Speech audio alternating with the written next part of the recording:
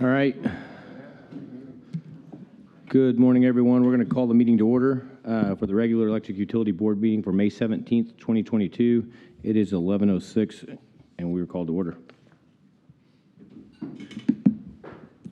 It's 11:06. I'll call the Lubbock City Council to order in a special meeting.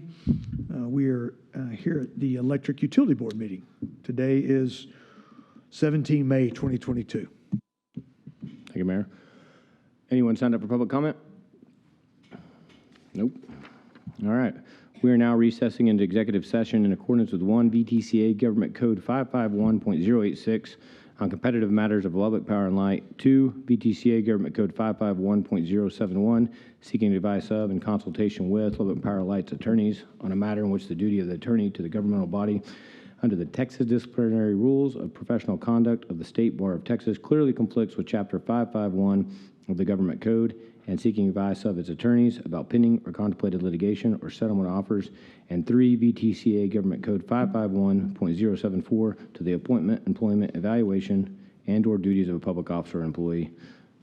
We're now in executive session. Lubbock City Council will hold executive session today for the purpose of consulting city staff regarding competitive matters of the public power utilities under Section 551.086 of the Texas Government Code to discuss pending or contemplated litigation or settlement offers and/or consultation with attorneys under Section 551.071 of that code. And finally, to discuss personnel matters under Section 551.074, all of the Texas Government Code. It is 11:07. Lubbock City Council is in executive session.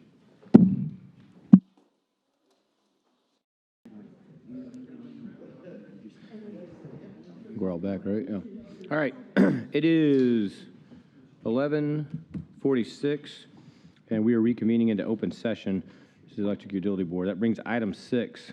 Approve the minutes from the regular Electric Utility Board meeting on April 19th, 2022, and the special called Electric Utility Board meeting on April 29th, 2022. So moved. Have a motion by Solomon, second by Eddie. All those in favor, do so raise your hand, saying aye. Aye. Opposed by the same. Carries 9-0. Yep, there we go. Got the numbers right. Item 7. Joel? Good afternoon yet? Not yet. Not quite. Good morning. Good morning. This represents my first board meeting. I'm happy to be here. I'm going to tell you, I just want to acknowledge the fact that I am back in Texas, and I have missed not being in Texas. My wife and I left in 2005, and we traveled west, and people hate Texans when you go west. So we made it back out to the East Coast, and everybody loved us. It was just good hospitality. But to be able to get back home and be close to family meant everything to us. Having this opportunity specifically in Lubbock is fantastic. So I appreciate the confidence, and certainly will not let me down because I know I've got a great team sitting right over there to back me up. So very helpful. I will be applying the experience that I've gained from all around this country. I worked in all three different interconnections, and I've seen a lot of things in my day, and so I intend to fully apply those experiences, but also learn at the same time, because we're never too old to learn, right? So we'll be doing that. My goal ultimately is to leave this place better than I found it. It always is that way, and that is something I want to. Am I talking to myself? There we go. Yeah, I do that a lot too, by the way. But I certainly want to leave it better than I found it, and Mr. McCullough did a great job in the team getting us to this point to be in really great shape. So you can imagine how good it's going to be, and whenever I decide I'm going to leave in hopefully 5 or more years, if it's okay with you all. Lubbock Power and Light, we're certainly in a time of major change, specifically in our industry, and I think we should take some time to acknowledge that. For all the things that have been accomplished prior to me coming here and all the things we're faced with in the near-term future, it's going to be a busy time for us. But we still have a business to run, right? We got to keep the lights on. We got to get the bills out. We got to do all the blocking and tackling, so to speak, that's required of a business to be rock solid. So we will not lose sight of that. Now, I use a basic set of tenets when I'm managing the business. I go by the acronym of ADS, affordable, dependable, and sustainable. As long as we can look very well in each one of those different categories, then we know that we're running a rock-solid business.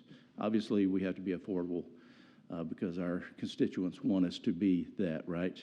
And when I say dependable, we have to run a reliable electric system, but we also have to be there for our customers when they expect us to. If we say we're going to meet them on the job site at 1 o'clock, we need to be there at 1 o'clock.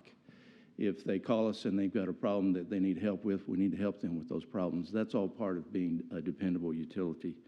And then from a sustainability standpoint, I'm not looking at it from the context of renewable energy sustainability. That is a part and a component of our business, certainly. But what I'm looking at is, are we collectively making the right decisions in these meetings that we have month after month so that we're a sustainable enterprise going forward 10, 15, 20 years from now? It's very important that we make these right decisions now. As you all know, when we invest a heavy amount of money in something, we're expecting 20 to 50 years worth of life out of some of those assets. So it's critical that we make those good decisions today. Not 5, but 4. Our enterprise has about 4 areas that I'm going to insist that we focus on. This is going to be how you all can evaluate and grade and understand how well we're doing or not. There's going to be areas that we need to improve in. There always is. Are we a great place to work? Can we retain our employees? Can we attract employees? Most importantly, do we have a very high safety record? We're going to be focusing on those things. Our customer satisfaction is paramount. The customers have to want you to be here as a utility for you to continue to be able to be here. Otherwise, they have the ability to fix that. And then our financial performance has to be strong. What I've seen from this board in the videos that I've watched is you're very supportive. You give very good feedback to Lubbock Power and Light, and we need to continue that. Let's have arguments if we have to. Let's try to get to the right decision so that we're spending our money in the best way possible. And then, of course, asset performance is the 4th. How well do our assets perform? Our generators, our distribution system, our billing system, our meters, all those assets have to perform at a very high level in order for us to be the best municipal utility in the country. That will be my goal. So for the next 2 years, our full attention is going to be, and you guys know this better than I do, our billing and market systems have got to be ready so that we can get into the ERCOT market in a year and a half. That has to be ready. We can't do any of that without those being ready. No pressure, Jamie. The remaining 30% load has to get transferred in. That's largely operational, but they're also going to go into the billing system. There's some changes that have to be made with that. I don't think that that's insurmountable, but the operational piece of it, that has to be ready, and we are shooting for the end of May next year to have all that done. And then, of course, the transition to competition. We're going to be a different looking animal when we get into competition than we are today. Not drastically different, but different. And so I talked to the executive committee recently, Dan in particular, chairman, excuse me. We're probably going to want to undertake a strategic planning session, and let's try to figure out what it is that we need to look like.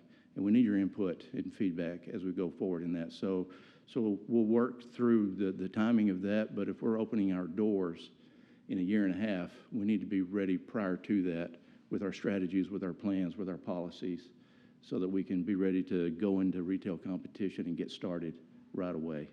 So let's have those conversations. We'll be looking forward to that. All of this, those 3 things that I mentioned that we got to stay focused on, is going to require our full attention. And so we still have a business to run. Yes, we do. And we're going to stay focused on that. But we also have to get these other things done, and it can't be mediocre. We have to hit a home run with those other 3 things that I talked about: the billing market systems, the 30% load, and the transition to competition. We have got to be on our best game for that. So I'm putting that on all of us collectively, that we've got to work together to get these right decisions made. There's a whole lot more to come. We're going to have a lot of good dialogue over the next years, I hope. But I love this business, and I hope you can kind of get the sense of that. I love the fact that I've got such a great team sitting right over there. I've looked into their eyes, and everybody's plugged in. Everybody's committed to the cause, and they're also a little bit battle-tested for what they've been through. So there may be some PTSD going on. I'm not sure, but they have certainly risen to the occasion and done a great job so far. And everything I'm seeing indicates that we're going to continue to do so. So please give them your full support as much as you possibly can as well. On that, I'm going to hush and turn this over to Clint, who's going to start going through some of the metrics for customer service and have a discussion. I do have to leave, and I apologize, but I'm not quitting, I promise. Thank you, sir, and welcome. Clint, welcome. Thank you. Thank you, Joel. Good morning, everyone. And thank you for letting me be a part of this morning also. Just to go over a little bit about customer service recap for April of 2022. Project Helping Hand, we have 3,065 pledges for a total of $3,192 placed in the Project Helping Hand Fund. Now, of those 3,065, we had 618 of them that were fixed donations for a total of $2,122. That's a good amount there.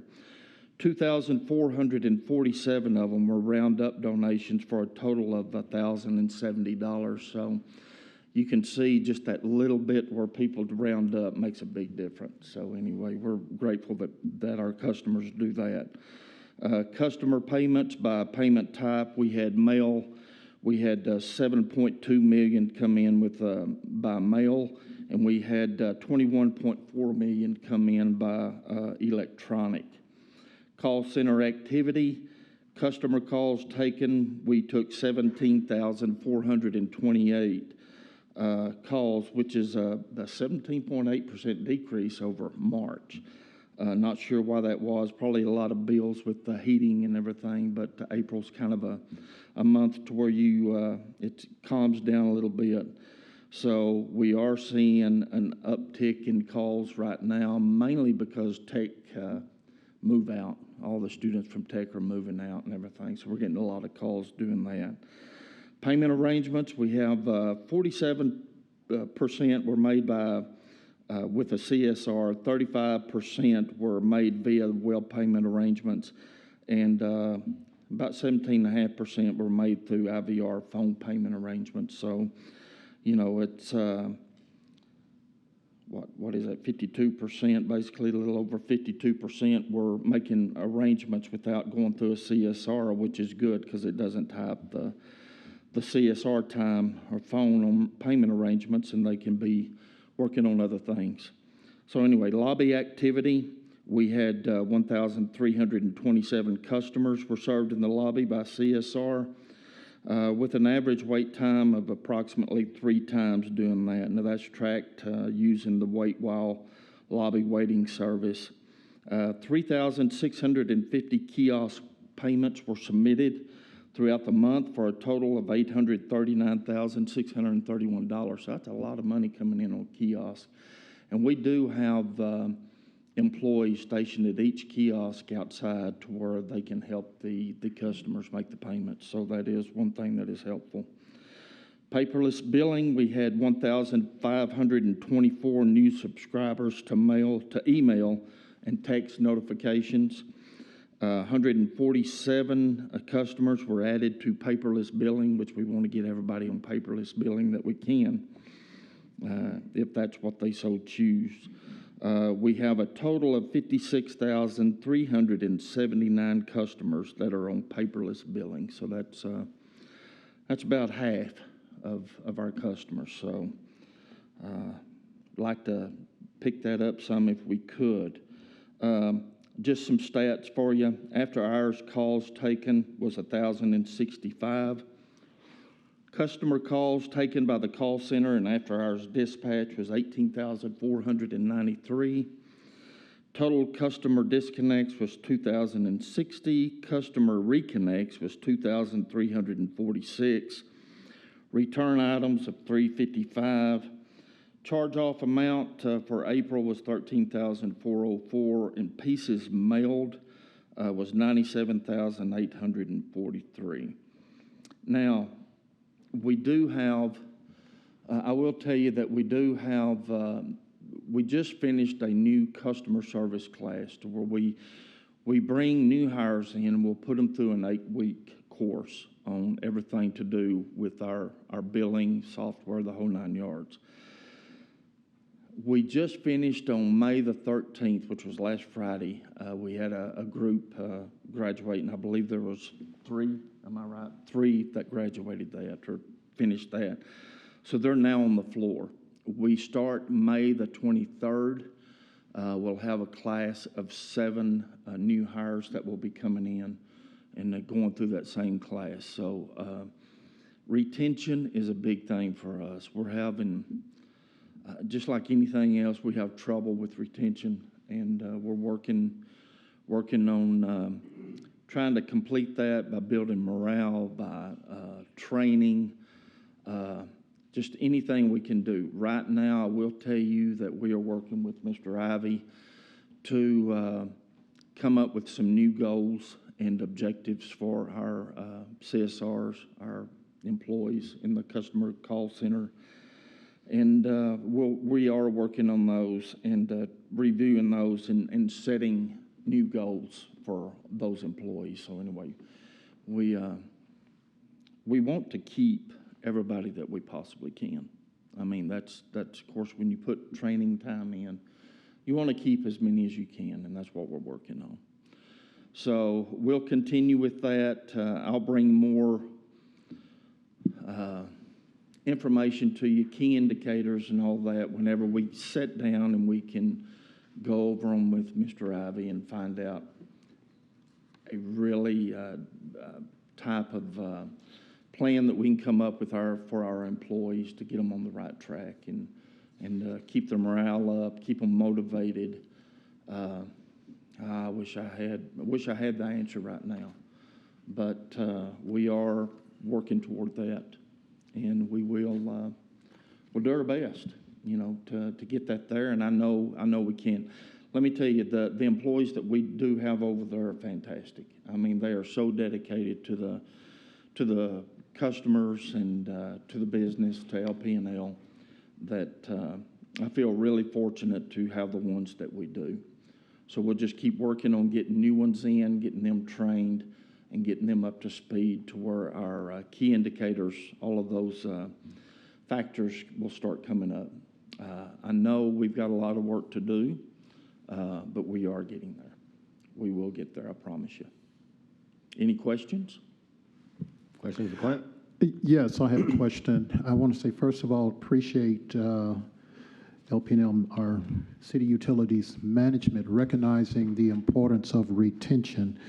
My question is, what do you see as maybe one of the leading factors to employees being retained? Mr. Fields, people have to enjoy what they do and where they work. And I think that's what we've got one area that we need to start working on as much as we possibly can, and maybe putting a little more emphasis on it is morale. I know that Jamie and Michelle, they do everything that they can to get that. I do go over every day and try to talk to every employee. That's just one thing that I really believe in.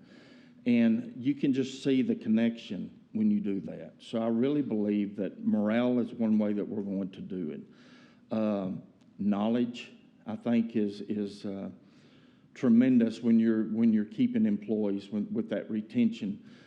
Somebody that knows what they're doing, understands what they're doing, and can help our customers makes it so much easier for them to be happy at work. So I think knowledge of the work, the training, emphasis on training, and maybe not just at the very front, but as we go through, and I know we are, but there might be some more steps that we can look at to do that. But, of course, people will say, that people are going to be whatever they want to be at work, but I say, you can be happy at work. You need to be happy at work. So we'll continue to work on that and continue to get people hopefully up to the level to where everybody needs to be and wants to be. So we will try all of that. We're up for suggestions. If you have suggestions for us, any ideas, we're here. I mean, we're here to listen. We're here to do whatever. But we would like to keep that retention up. I don't know if the city still does exit interviews with employees. Are there any indicators from those exit interviews why people are leaving? I would have to, I can speak for staff that have left my sections, and a lot of it is due to monetary reasons. They're going to other jobs that are less demanding, that pay more. I concur. It's the same on my side. I know that we did just lose our trainer, one of our trainers that would actually be doing the training for this class starting May 23rd, and it was for monetary purposes. I need to perhaps say that the reason for retention in LPNL, especially in the business office, has been monetary for a number of years. Basically, we train representatives for other companies. Mm-hmm. And once we trained them, they went somewhere else and made more money. And I appreciate the idea of morale and knowledge. I think they are key, but I think if we overlook the monetary factor, Of course. we're going to continue to lose good employees, especially after we've spent a lot of money training them and a lot of time. Yes, sir. So I would hope that somehow we could work with the city of Lubbock and address the monetary factor. Yes, sir. Mr. Fields, I think that's systemic across all areas of Lubbock Power and Light. We've had a few discussions, I think, doing a analysis to some degree of what we should be paying those folks and those type of things, because I agree. We don't just need to be the training ground for all the other utilities or call centers or whatever it may be. We need to be paid what is the going rate out there in the market, and we need to figure that out and get it in line with our budget and those type of things. So I agree with what you're saying. Ms. Henry? The right button. Thank you. I would hope that moving back into the new center will help, because you all have really been disrupted with, having to move from one place to another and all Yes, that ma'am. uncertainty. Do you think that will contribute? I think so. I think that will help some on the retention. Right now, we have a couple of units, air conditioning units out on the first floor that we can't even use the first floor. Oh, no. It's been that way for a good while now. It's not anything that facilities isn't working on. I know they're doing everything they possibly can. The last thing that happened was we finally got it going, and then two electronic boards went out, computer boards went out in the system. It affected the upstairs air conditioner and also affected one downstairs in the basement that was on the dispatch side, and it was plenty warm in there.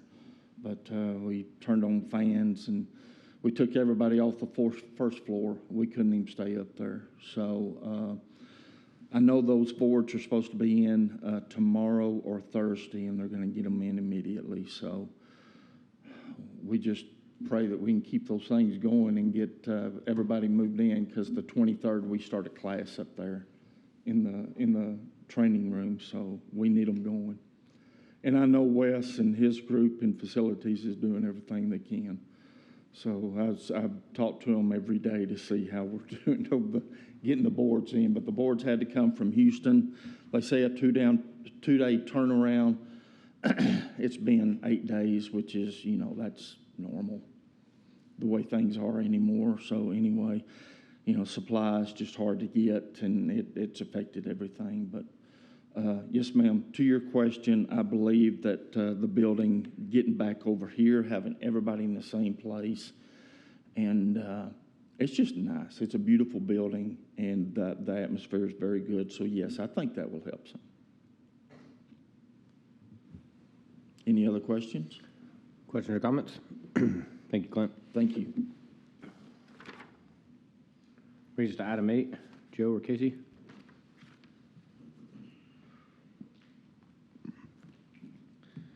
Well, it's past 12, so good afternoon. So, yeah, so this afternoon I wanted to go over the power cost recovery factory with y'all. And, as you all know, we set the summer and winter rates for the PCRF. The summer rates are effective June 1st through September 30th. And the winter rates are effective October 1st through May 31st. So for this purposes, we will be presenting the summer 22 rates. And I want to start off by letting y'all know, I know we kind of go over this on a monthly basis, but just wanted to give y'all an update on where natural gas pricing is at. As you can see, unfortunately for the summertime, it's continued to increase and remain elevated. We're expecting gas prices to come in at about $7.12 for the summer months. As you can see, that's a big increase over last year, about 91%. And a drastic increase from what we had in June 2019 and August 2019 of 73 cents. So the gas prices, the forward-looking market continues to remain elevated. Hopefully there'll be a little relief next summer, but the way the prices are right now, we have to model it out on the forward-looking curves that we currently receive. With that being said, we did keep the PCRF rate flat for residential customers, and even as natural gas are increasing, we're in a very good position due to our hedging strategies and conservative budgeting that it's very rare that we can hold our position on and keep rates flat from the winter season to the summer season, given the volatility of natural gas pricing. And our PCRF model has really worked. As you can see, since 2018, we had 3 years of decreased rates for the summertime. Unfortunately, last year, as you all recall, Winter Storm Uri hit in February, which took a lot of our net position in our balance, and so we had to increase the rates last year and this year in the same manner, given the price of natural gas. If you can see at the very bottom, the price of natural gas is listed in the black. So for last year, it was $3.73. For this summer, it's $7.12. So you can see that our rates have gone up a little bit from 159 to 174 compared over summer, but that's still, other savings we've had in capacity and transmission help offset the energy costs. So you can see that the 373 to 712 is a bigger jump between the 159 and 174. Another thing I wanted to mention was, as you can see in the blue and orange lines, those are our base rates and our energy charge for that. Those have remained flat since 2017. We've invested millions of dollars in infrastructure and still been able to keep our base rates relatively flat, or flat since 2017. And the power cost recovery factor, it's a pass-through cost to the customer, and it's based on more so of natural gas. So those are costs that we really can't control. The market is what it is. So we try to manage the exposure we have out there, but ultimately those costs have to be passed on to the customers. It's a direct pass-through cost for Lubbock Power and Light. So that is the volatility of the summer rates and the energy rates for this summer season. Here's just a breakdown of the power cost recovery factor for rate 1 residential customer, which is our largest group. As you can see, as I mentioned, the service availability charge remained at $8.07. Our base charge remained the same at $46.08 summer over summer. And again, the power cost recovery factor is the volatile part of the bill. So that has increased, and that's directly related to the natural gas price. You see that has increased from $119.74 from the $104.36 last summer. Our total cost, if you break down that 1363 kWh consumption, which is the average consumption usage for a residential customer in the summertime, you break that up, divided by the total cost, you get about $12 or 12.76 cents per kWh on that. With that in mind, I want to go to this next slide. So this is directly off the Choose Texas Power Rates website, and this is the Midland pricing that they currently have available to them right now. So as you can see, our rate is 0.1276 cents or 12.76 cents, and they're about 12.9 for some.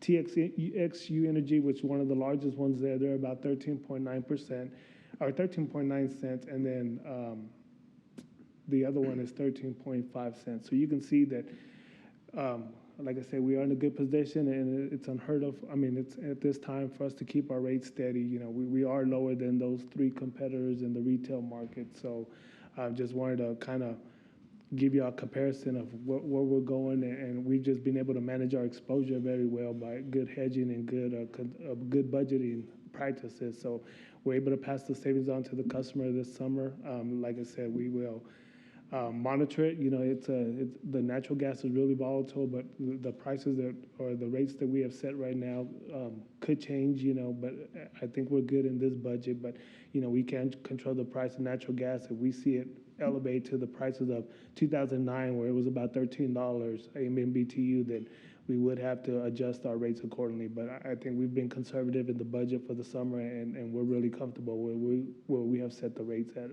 for the summer months. This is just a breakdown of the PCRF rates. You can, for every rate class, you have your energy and demand component. So like I said, your biggest customer class is your residential, so it's 0.6638. On the energy portion, the demand is 0.02147 cents, which is the same that we had in the winter season. So the rate has remained flat from the winter to the summer season for this summer. Hey, Joe, on that slide before, oh, we're ready to questions, perfect timing. So on those three, and you may not be able to answer this yet, but do they offer anything else with that rate, or is it just electricity? Is there any gimmicks? Yeah, no, it's not. It's strictly just the energy portion of it, yes. So that is their all-in rate, the 13.9 cents. Okay, so it's not like the nights and free weekends and all this stuff? No, those don't have the gimmicks. And I try to get that out. I mean, those are so volatile. This is just a standard base cost around the thing, you know, and this is at 12 months, you know. I also didn't want to put, you know, you can get 24 months further package, but then you're including the price of natural gas for next session. So I wanted to kind of compare apples to apples where we're at currently on that. That's what I was asking. Thank you. Ms. Yes, Tabbert? ma'am. If you can go back to that other slide of the three, those three companies. Oh, yes, sorry. Yeah, this JEXA Energy or JEXA, whichever one. Mm-hmm. How can they say, are they connected to ERCOT? So how can they say they're 100% renewable because ERCOT is a blend? Mr. Ruth raised his hand. This is one thing we talked about. When you go on there, you can specify what you want your fuel supply to look like on certain companies. There are going to be certain companies that will specialize in purchasing all green products that they offer to their customers. So the entire portfolio in ERCOT is going to be your traditional blend of natural gas, you know, all the way down to, you know, biomass. But this company is going to specialize in signing green contracts to offer for their customers, if that makes sense. So the green, but they're still on the ERCOT grid. Yes, they just, you know, for example, like when Joe goes out in the day-ahead market, he is searching for a good fuel mix that's going to offer our customers, you know, kind of the best cost available. He doesn't necessarily have an initiative to go seek out all green energy. These companies, they're going to go out and they're going to buy from green PPAs coming from renewable energy, and they're going to price it as such. You know, right now it shows it being even, but if you went back about, you know, 24 months and you typed in, I want an all green product on Power to Choose, you might see that green rate being higher than what, you know, TXU's just blended energy rate is. Where do they buy it from? Is it a different generator? I mean, They sign purchase power agreements with wind farms and solar farms, or they mix in some level of renewable credits to try to get them to that 100% green mark. They can do it because they're more specialized. Sometimes, like, for example, the city of Georgetown, they attempted to go 100% green by buying only, you know, out of renewable purchase power agreements, but they also had to purchase some level of firm power because they've got to provide to everybody, if that makes sense. They've got a wider pool that they have to cover. And so some of the cities have gotten in a little bit of trouble trying to go 100% green, but these private companies, they've got a smaller pool and dedicated customers that they're focusing on, so they can do that a little bit more efficiently. okay. So.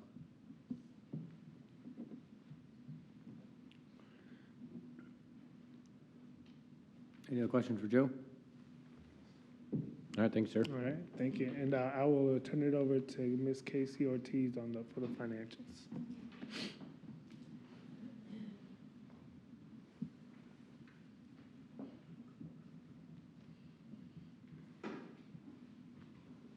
Welcome, Casey. How are y'all today? Good. Okay, I'm going going to take us through our March financials, and I will get started with our assets. So we can see in our pooled cash and cash equivalents, we have an increase of about $31 million. So the majority of that's going to come from customer payments as well as drawdown on bonds, and you can see that reflected in the decrease in receivables as well as the decrease in our restricted investments. In our construction in progress, we're going to see an increase of about $17.5 million.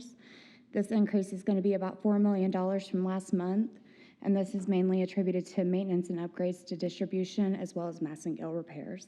And then we can see that we have an increase of about $4 million in our total assets from year end. In our liabilities, we can see that our accounts payable has decreased about $13 million. This is mainly due to timing, although we did have a $3 million decrease from last month due to lower purchase power costs. And then we can see in our deferred revenues that we remain in a positive position at $7.6 million, and this is going to be about a $2 million increase from, excuse me, last month. And then I spoke last month about our bonds payable. We did make a principal payment last month, so that's where that decrease comes from. There's been no changes to our non-current liabilities, and as you can see, our total liabilities has decreased about $9 million from year end. Let's move on to our income statement. So we're going to see an increase in our operating revenues. This is going to be due to higher PCRF rates as well as our T-cost revenues. However, there is a larger variance for this month compared to last year, and that's going to be due to the billing issues that were faced when we implemented CCS last year. In our operating expenses, we're going to see an increase of about $3 million. This is going to be due to higher purchase power cost as well as a higher depreciation expense. And then in our non-operating revenues and expenses, we're going to see a higher miscellaneous expense, and that's going to be due to increased FFE and pilot expenses as a result of the higher revenue. And then we're also going to see an increase on our interest expense on bonds, and that's going to be due to the revenue bond that was issued near the end of last year.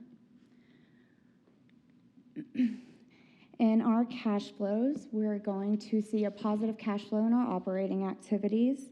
And this is going to be due to an increase in operating revenues as well as a decrease in payables.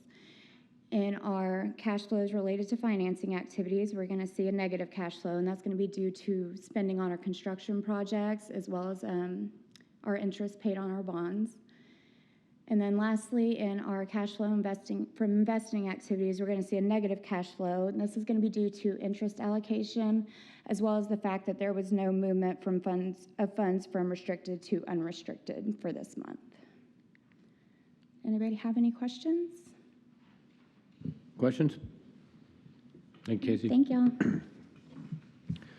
Brings us to item 9, presentation and discussion of the note purchase agreement for the City of Lubbock electric light and power system revenue revolving notes by and between the City of Lubbock, Texas, and Bank of America, and future plans regarding the same. I believe you're going to roll into item 10 as well. Correct. Which is presentation and discussion of a preliminary plan of finance related to the upcoming proposed sale of electric light and power system revenue bonds, Series 2022, relating to financing for the distribution improvements and certain settlement agreement entered into between the City of Lubbock, acting through Lubbock Power and Light, and da-da-da-da-da. It's the da-da-da-da-da. There you go, Harvey. A lot of numbers coming up there. Well said, well said. So I'm going to go through and go back over where we're looking at for our financing plan for our transition of our remaining load, our 30% or 170 megawatts or about 24,000 customers into ERCOT. So items 9 and 10 are going to be discussing the financing plan for that transition and how we're going to pay for that. The first part of that item is the Bank of America, North America Direct Purchasing Revolving Note Program that we have. So what you have in front of you right there is the current look of what that facility agreement looks like. And this is going to mirror somewhat what the prior phase looked like when we transitioned the 70% over, and we had we had the note program put together with a up to limit of $300 million, and that was to help provide for a short-term financing program to initiate and get in place that what our bond ended up being a little over just under $270 million for last year to facilitate the construction, mainly of transmission assets, to facilitate that 70% transition into ERCOT. Last year, this note was extended to then expire. The first note was set to expire in December of 21. This note was extended to expire in December of 23, and the up to limit on it was dropped from $300 million to $60 million, and that was intended to cover the capital improvement plans for the distribution assets to facilitate the final move of the 30%. Quick background here, too, is the value of these short-term financing projects is that you got exceptionally low rates. On the first one that we ran up to a little over $266 million, interest rates were less than 1% for most of the time, which is really historically unheard of. It's kind of a once in a lifetime. I can tell my grandkids someday that, you know, financing was really that low when they're probably paying more like about 5 or 6%. So it saved our ratepayers a tremendous amount of money for that period. Once that note was retired and a new note was renegotiated, it was done on the basis of the anticipation that rates would continue to be low. So for the balance of 2021, rates did remain low, and they remained fairly low all the way up until January of this year. So that was the basis for it. And like the first note, it was intended to be rolled into long-term financing in the form of a bond, and that was to take place in 2023. But as you know, things change. So we've had some events. And the event of it was really a sharp run-up in in interest rates. It was not just sharp, it was sudden. It was fairly quick. So just for a scale on interest rate changes in the first quarter of 2022, interest rates for bonds went up almost, for a 10-year bond, it was 196 basis points. For a 30-year bond, it was 183 basis points. And that happened within a 4-month period. So you go from less than 1%, so now you're pushing up towards 3%, or just under 3%. The rapid change of interest rates really prompted an analysis, a need to do some analysis and look at and reconsider our Phase 2 financing plan of using the facility as a transition to a bond that we would in turn take out next year. When I came here, the very first, literally I was here for 30 minutes when David McCullough had in front of me the list of things he wanted me to tackle. Number one on the list was to look at what's going on with our bond. Do we want to look at this process and really do a refresh of our plan? So this prompted for me, we did a call with Matt Bowles and company over at RBC, who is our financial analyst for our bonds, to do some analytics and take a look at what would be the cost benefit of skipping the note, terminating the note early, and going directly to bonds, or does that even make sense? So the initial analysis and evaluation by our RBC and our internal staff taking a look at it was rates were anticipated, according to Matt, they could go up over 4% by the end of the year. And if we looked at a financing for a bond next year, it could be north of 5%. So, and that's definitely a distance from where we were at 1% by the end, 1% by the end of 2021. So this really made us take a look and say, does it make sense? And he ran some numbers for us. And I'll get into that in the bond section in item 10, but really what it did was it really seemed like the prudent way to do this would be, and what we're going to be doing is recommending a termination of our Bank of America note facility and go directly to bonds this summer. We would look to secure that bond later this summer upon your recommendation and approval and the city's approval, and facilitate that, start that process in June, pending your approval, and look to secure proceeds from that bond, if possible, by September. And The early termination of the note facility, we would look to try to, the note facility, we could expire that at the end of August of 2022.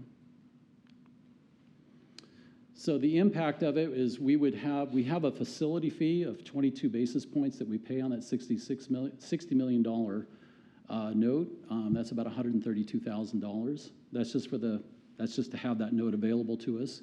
We've not made any draw on that facility as of yet, and we would look to not do that and go directly to bond and use the proceeds. Beyond that, we have no other impacts from the early termination of this note this summer. So with that in mind, I just want to take a look and show you some of the early analysis from Matt Bowles at RBC that we're looking at in the bond market currently. And there are a number of charts in here. As you know, if you give a market analyst, you're going to have millions of graphs. So it's almost like one of your early economic class where you always have your supply and demand curves, and there's about 1 billion ways to show the same curve. So we'll take a look at this. And I've just highlighted the ones I want to touch on, and you're welcome to ask any questions on these. The first one is for the futures market, for the Fed funds, there's an anticipated track on forecasting what are going to be the Fed funds moves by the Fed. We're looking at, in the top right corner, if I can get my pointer. So we're looking at June at about 1.37, and with a curve going up to February of 2023. And we'd be looking at a little over, almost just under 3% by the end of February of 23. So it shows you that rate, shows you what the Fed's trying to do right now and what we're anticipating them to do. And just as a consequence of that, if you look to the right on the inflation curve that sits just currently over 8.3% for the year, or on an annual projection, you can see if the Fed takes that action, what the consequent results could be or impacts could be on the inflation on the right graph just to the right. So you kind of have your actuals to date through end of Q1 of 22, and then you have your 4 analogs off to the right, what RBC expects, what a low end expects, and then what could be potentially a high end on that. So there is an anticipation that interest rates will start to fall off once the Fed starts to take that action. On the next part is just 2 points I want to highlight there in red on the U.S. economic overview that Matt points out, and that is the S&P is off to its worst start in any year since 1970. So for all of us who could ever remember anything about 1970, it was a long time ago. It's off to its worst start, and there's fears in the market. Usually it's inflation, economic, what the Fed's going to do, geopolitical issues. A lot of things are causing this right now. Consequently, inflation is near a 40-year high, with the CPI increasing at an annualized pace of 8.3% that we saw in the prior graph. So you kind of see where you're at this apex right now, and consequently the Fed there's a lot of pressure for the Fed to take action. On the right here, RBC puts out its economic outlook and interest rate forecast.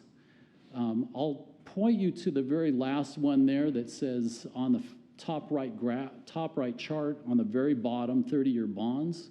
Q2 22, looking at 2.9%. You could see small climbs in Q3 up to 2.96%, and by the end of the year up to 3%, and then you see somewhat for what they know is a leveling off.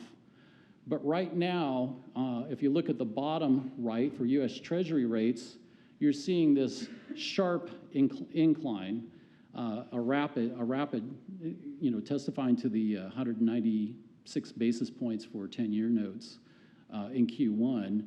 So right now, for somebody like a Matt, this is extremely difficult to predict. It's difficult enough to predict what's going to happen in a month, let alone a year out. So really, there's the assumption baked into this that at some point, the market has probably overreacted to issues. Inflation will start to get under control, and you're not going to see this continued up and to the right sharp incline. Eventually, it's going to start getting under control. But it still leaves a lot of open question marks and unknowns. What does next year hold?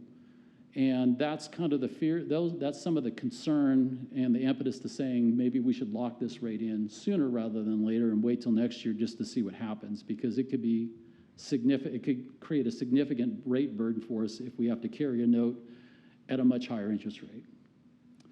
On the bottom left is just kind of another way, is just really another way of looking at the municipal market curve in context. So if you look at the years of maturity off to on the x-axis, and if you look at what 30 years is going to look like, that's going to push us up to right now what's going to be just under for the green for 22, just over 3%. And if we look at it for a 10-year, for a 20-year, which would be the term that we would be looking for, you're looking for, again, there's not much of a change once you get beyond year 10. It's just over 3%. And then these are just additional graphs that just, I'll call them the scary graphs, that just show you that sharp up to the right of what's going on with 5-year treasuries, 10 and 30-year treasuries. Just the sharp movement, and you can see that. That's not intended to scare anybody. It just is signaling a need for taking action. And I just thought I'd put this last one, highlight this last one for AAA municipal market bonds. Again, you still see that sharp and up to the right curve. Just some additional graphs. That one for the bond buyer index, you can see where we're at for historical perspectives, if you were lucky enough to live through the late 70s, early 80s, and you can remember housing mortgages sitting over like 12, 13, 14%, you're probably better off putting on a credit card at that point.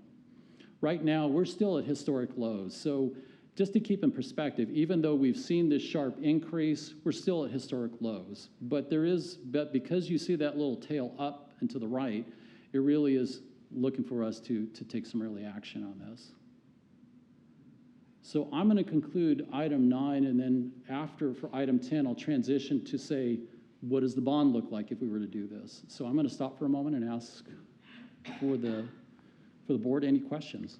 Questions? Probably not a lot of shock in this one. This is something you've been seeing for a while now. Just one question. Yes, ma'am. One question. Did you say that there's a cost to the termination? Was it $132,000, or did I misinterpret? The annual cost, it's just a 1-year cost for that facility, is 22 basis points on the 60 million. So it's about $132,000. So if we terminate now, we're going to have to just pay that. We'll need to pay that off. Today, if we were to do that today, it's about $43,000. Okay. So. Okay. But that's not because you're terminating early. It's just really you're going to owe this one, whether you kept it or not. You're going to owe that facility agreement. It's just the fee that you pay to have this available to you. Okay. All right. I'll move on to agenda 10, looking at the revenue bonds. So I'm going to step back and do just a little bit of review, and part of this is for me, and part of this is for anybody watching, and just the plan for anybody watching to catch up on this, and that is the plan in 2021 was to, after the 2021, to move the cost from the CIP integration projects and the termination of the SPS partial requirements agreement into long-term financing. That was the plan. The CIP projects to complete the transition of the remaining load into ERCOT. That was for the note that was going to be at $60 million, and it had an up to provision of $75 million. The other part of it was the early termination of the LP&L's partial requirements power contract with SPS for a one-time payment of $77.5 million, and that was to be due in June 15th of 2013, once we make the transition into ERCOT and away from SPS. There were prior, I didn't put these up, but there were definitely, if you look at the longer term, I know Andy had presented to the board last year some very good graphs that showed if you were to stay in this agreement that took you through May of 2044, the notional value of it over that period at over $17 million a year, you're well north of $400 million. The early termination agreement was to be able to exit basically exit at $77.5 million. But this was really the last and final hurdle to getting out of SPP and over to ERCOT. we were still anchored to this agreement, and this agreement needed to be terminated to facilitate that transition. And this was the settlement that was proposed last year and agreed upon by SPS for that early exit. The combination of these two for the CIP project and the termination of the partial requirements power contract would lead us to look for a bond series that would be up to $150 million.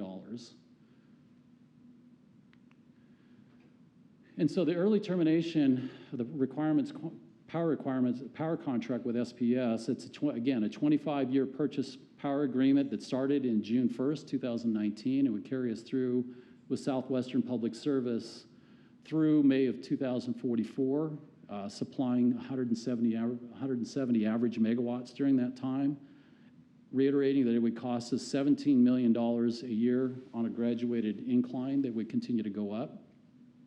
Again, a hurdle to our transition to ERCOT pending its termination. The early termination is the board and council approved early termination of the agreement with SPS in May of 2021. In June, and then there was an agreement that was settled to 77.5, and that would reduce in a prior graph that would reduce our cost burden by LPL by $7 million per year. In other words, rather than a $17 million a year payment, we would be looking through what is our preliminary assumption right now through our current bond rating, through our current bond estimate and a 10-year bond for this at $9.8 million, so about a $7 million a year savings. And that goes for 10 years. Then after that, there's no more payment on it. We're done. And then consequently also the debt falls off. So the debt service burden of just under $10 million also falls off in 10 years. And that allows us to manage the cost down for the total debt service on the interest on that payment, as well as providing financial flexibility for LP&L in the future of freeing up that amount of debt service and borrowing capacity for other potential uses if the board so chose. Total proposed bond series, again, up to $150 million. CIP projects, if we estimated at 72.5 plus the 77.5, brings us up to just about $150 million. We would look for that bond to be in two separate pieces. For the CIP distribution work that we would be doing to integrate our final 30%, we would do that on a 20-year bond. We'd be looking for the early termination component of the $77.5 million on a 10-year note. So it'd be two separate pieces to it. This is the proposed timeline that we would like to present, and we're going to come back to the board in June and make a more formal request for action on it. But this would be the proposed timeline, that if we came before the board, the EUB, on June 21st for your recommendation on that process, we would head to City Council to adopt a resolution authorizing the publication of the notice of intent for the bonds at the City Council meeting on June 28th. We would have rating conference calls and due diligence calls in the month of July. And then we would come back to the City Council on August 9th for a parameters ordinance authorizing the issuance of the bonds. We would negotiate the price and the sale of the bonds on August 11th, and look to close out and transfer the funds and make those available to LP&L on September 7th.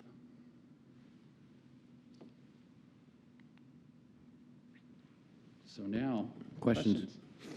That's a lot. That's an awful lot. But really, in essence, just to conclude, there's nothing new to the plan other than the timing of it and the way that we're going to manage it. So there's nothing new to this other than what was going to be use the note, go into 23, execute a bond because of rate changes, just to go directly to a bond. So that's in effect the essence of items 9 and 10.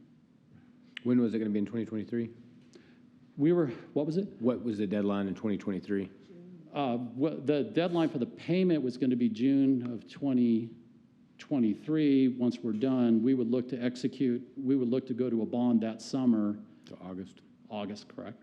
So yeah, our riskers rates, for some reason, inflation quits and decrease again in the next 12 months, which I don't think anyone sees that happening. That could be the risk, you could have rates go down on you. But with the volatility and talking No, with right. Matt will give much more, he'll come and give a much more detailed explanation on it, but that is the risk. Okay. Any other questions or comments? Yeah, great report. Thank you, sir. Okay? We'll get more next month. Yes, sir. Item 11, I think Mr. Rose is going to discuss the transition to retail customer choice. Oh, Jamie's going to go first. He's trying to get out of Yeah. My note said Mr. Rose, so we'll take you, Jamie, instead. Good afternoon. Once again, we're here to review the Move to Retail Choice project. We have 3 items that I'd like to talk about today that are in our need to watch area. The first, again, continues to be the pro forma tariff. We did, thanks to the work of legal and the finance team, receive an initial rate structure. So that was a huge help, but there are still a lot of legal questions that are pending, and the extent of any of those legal changes is still unknown. The next one is our OMS, or our outage management system integration with the MTM and the CIS. Just as a little bit of a background on that, it's definitely a shift in our overall operation. Instead of the information, how it is now, which currently flows from the business office to distribution, moving forward, we will need that information to flow from distribution to the business office in order for the systems to communicate with ERCOT and the retailers. The other is training. As mentioned earlier this afternoon, we lost one of our trainers. Great promotion for her with another business, but we lost them, which means that the trainer assigned to the project will now be doing triple duty, essentially training the new hire class, ensuring existing CCS users get their refresher training, as well as stay on top of the training for the project as well. So that'll be a risk for us until we get a new hire trained and up to speed. The other thing that we're keeping on our radar is the selection of a puller or a default retailer, as well as the initial communications with the retailers interested in serving in the Lubbock market. Next up, we're moving on to our interface workshops, as well as finalizing our integrated project plan, which will give us a really good idea of the details in the schedule that we have. Additionally, the system configuration has begun. We do look forward to, over this next month, doing testing and training, getting the testing and training plans finalized, and really getting into the organizational change management piece of the project. My graphs are not as exciting as Mr. Hall's, but this shows our budget. Currently, we're on track as expected. And the overarching timeline, again, we are on track with everything as expected to date. Any questions before I pass this over to Mr. Rose? Ms. Tavern? The individual who's going to be doing triple duty, is there any monetary remuneration, or they're just doing it because they're nice? I do not have, there's no monetary for her. It's just because she's stepping up to the plate, and we really appreciate all the work that she's doing, and it needs to be done. Well, anybody that maybe, I don't know if it's legal to buy her a cookie or Right. get her an air conditioner or something like that in appreciation. Something. Yeah. Exactly, yeah. Okay. Ms. Rose? Thank you. Couldn't get out. So now I'll chat with y'all for a little bit. I'll go through this relatively quickly, but just decided that since I haven't talked about communications in a couple of months, this might be a good time to do it and kind of tell you where we are in putting all of this together.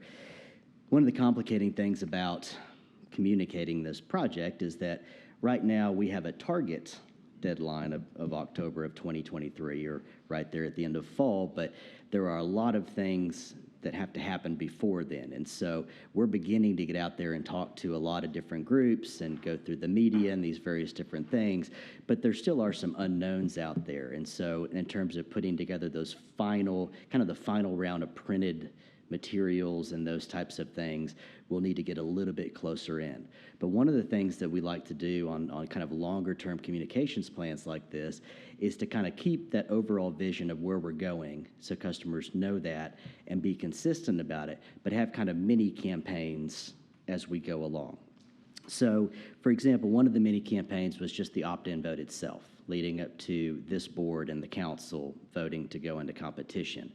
We went through kind of all of our normal routines of updating the website and building a page specifically for that, doing press releases, making sure we have timeline and graphics on the website, and then heavy social media promotion, but then also talking to various groups and doing news and radio interviews. And so that all happened in Q1 of 2022.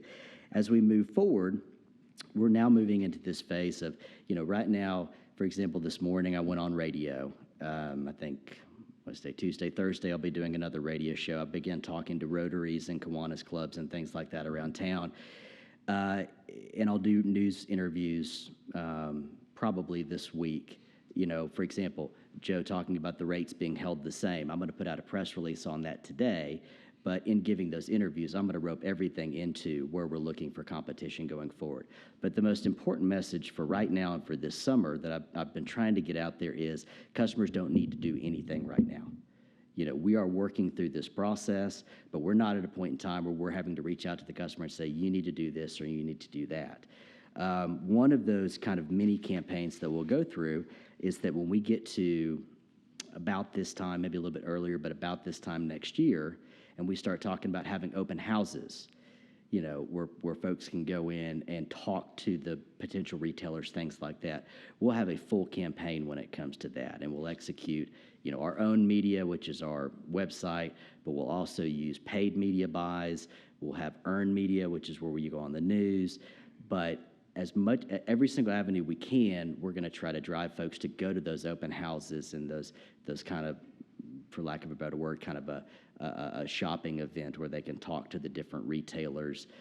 So that's an example of a mini campaign.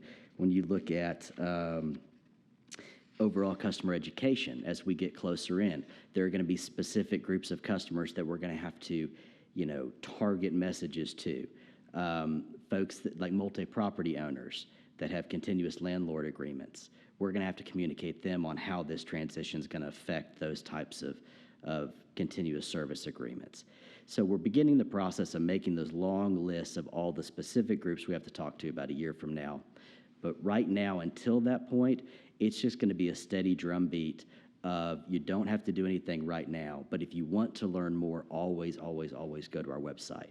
Every single thing that we put out in printed material or on social media, any of that language that goes out, all of that's going to be on our website front and center for the foreseeable future. And all of that messaging, we're also sharing with Jamie's group, the call center, so that they know what's going on. It's all in their training packets as we build this. So when they get calls, they're not saying something that's different from the website. An example of what we're putting together to help in this effort is that we're right now producing a series of animated explainer videos, short videos that we can have on our website, send out, that explains the basics of competition. And as we go along, it'll get more detailed in what we include in these short little videos. But also putting together kind of what I've termed as a buyer's guide, that is taking all the web language that's on the PUC website right now that educates customers on what to avoid and what to look for and how to shop. We're going to take all of that language, kind of co-brand it, put it into our own document, have it up on the website so that it's downloadable if people want it, but we can also make copies of it, bound it, have it out here in the lobby for people to pick up. When I go talk to various different groups, I can pass those out as handouts to say, anybody that doesn't regularly go on the internet or follow social media, folks you go to church with perhaps that are elderly that don't go through these processes, give them one of these pamphlets so that they know exactly what to do. Just in our meetings this week, there have been other kind of smaller ideas that we've come up with. For example, on our website, seeing if we can't develop a button that says, you know, what would you like to learn more about? So that people that go to our website that don't see an answer to their specific question, the FAQs or otherwise, can mention that to us and we can incorporate it, because there's just going to be a lot of different information that we're going to have to get out there. And as I've said to y'all before, we're going to use every single avenue to communicate. But even given that, you're still going to miss 30% of the population at least. But we're going to try to get to everybody we possibly can. You know, at a certain point in time, I think it's going to be necessary to do a direct mailer. Yes, we throw these things away, but, you know, where we're running onserts on our bill every single month, a standalone mailer may catch somebody's attention that hasn't seen it otherwise, and again, direct them to where they can get more information. You know, another challenge we're going to have about this time next year is just like we did last year, we'll be looking to convert the remaining 30% of our customers over to ERCOT. So that'll be another mini campaign just like we had last year of here's how you can look up to see if you're affected, when you're going to be affected, what you can expect, those types of things. Luckily, the second step of this is a lot easier than the first, but we're still going to have to go through that. But as you can see, there's going to be kind of one unifying communication effort, but you're going to have little offshoots as we go along, and I think all of those are opportunities to rope people back to the main messaging. One other thing I was just thinking about that I'll throw out is that when we get to that point in time and folks start calling in, when people can actually shop, we can't ask the customer service rep to give them advice on who to choose. You're going to have folks that call in that say, I don't know what I'm looking at here, so like, do you think this plan is good? Do you think they can't get into that? But if they can easily point to a buyer's guide that gives them all that information, if we can supply them with things like what is LP&L's current rate, so that they're at least allowed to tell them, you know, we have information to help you with that. I can't help you decide, but as a matter of context, LP&L's rate right now is 12.75 cents. So as you search through the Power to Choose website, you have some idea of what a good rate cost is in terms of what you're paying today. You know, those types of things I think are going to be crucial because, as we say a lot, you know, folks don't necessarily pay a rate, they pay a bill. So 16 cents may have no importance to them whatsoever, and they don't know that that's a high rate. So just trying to get some level of context out there to help folks along. I mean, this is going to be a challenge, but those are kind of all the different areas that we're searching through right now. So I know that was kind of scattershot, but if y'all have any questions, please let me know, because I'm sure I left something out and happy to go into more detail. Questions? No? Okay. Scattershot. Well, you'll see a lot more of me for various different reasons this next month, but this will always be a line or a bullet that's included in every story. So if I miss it, please tell me and I'll circle back around. Thank you. Thanks, sir. All right, that brings us to items on the consent agenda, items 12 through 22. Does anybody have any discussion on those that they would like to pull aside? If not, I'll entertain a motion for items 12 through 22. Move their approval. A motion by Stafford in a second. A second by Mr. Schultz. All those in favor, do so by raising your hand, saying aye. Aye. Opposed by the same. Carries 9-0. And that brings us to 23. We are adjourned.